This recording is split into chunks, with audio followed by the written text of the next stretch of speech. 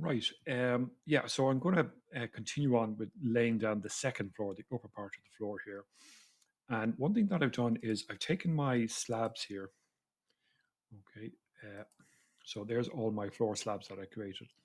And I've actually moved them down to minus 75. Okay. Minus 75 there. And the reason I've done that is because on the outside perimeter of the inside of the wall, I'm going to run a brick tassel wall. One brick thick, that's all. That's all, okay?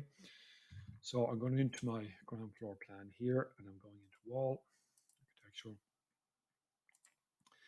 And out of this brick wall here, right, I have opened that, and I duplicated that particular brick to make this one here. Let me show you what the parameters are there.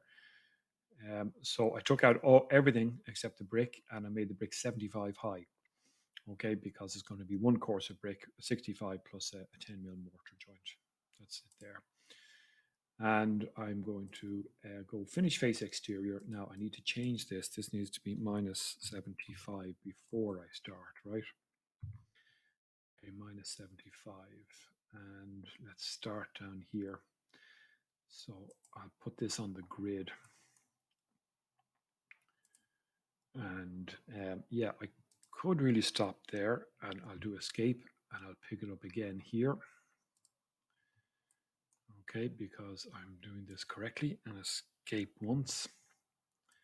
So when you hit escape once, it just means it stops the action, but it doesn't take you out of the command as such. So we'll come in down there. And again, I'm just zooming into here to get the intersection point here.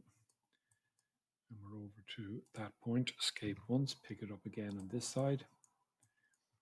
And all the way across to here, escape once, pick it up on this side. And that'll finish it out just there. Now, so let's go into my section and see how that's working out. And there's my little brick tassel wall all the way around here. Now you can see that this is level with this part here. And that's what I wanted to achieve there by moving the floor slab down to 75. So I've got a brick all the way around, and I've got my two central supporting walls on foundations there.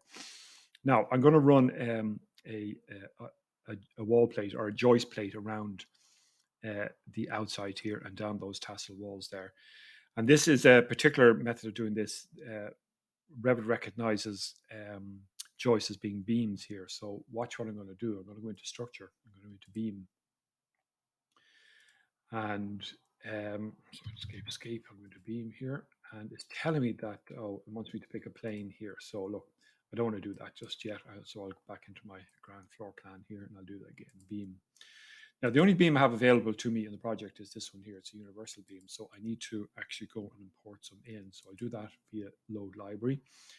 And you can see that there's structural columns here, but there's no category for structural beams. They're actually in structural framing. That's what they're called. So remember that one. And I've got wood here, and I've got timber and dimensional lumber. So I'll go into the timber first, and it brings me up a whole series of types here. Now, these are quite large. So I could take the smallest one of those, right? It's now in my project. Here it is here, but I'm going to edit type. I'm going to duplicate this one, and this is going to be 75 by, it's going to be 100 by 75. Okay.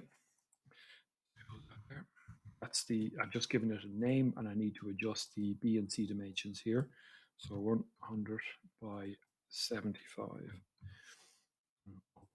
Now, so that's my timber. It's on the end of my cursor at the moment. And so I'm going to put this in at ground level. And that is more or less going to be correct. And this center line. So I'm going to run this all the way around here. And then I'll pick it up from here. Okay. I'll run it all the way down here. And then I'll pick it up from there and run it all the way down here. So I'm going to run out of time here. When you come back, I'll have that finished and completed, and I'll show you what that looks like.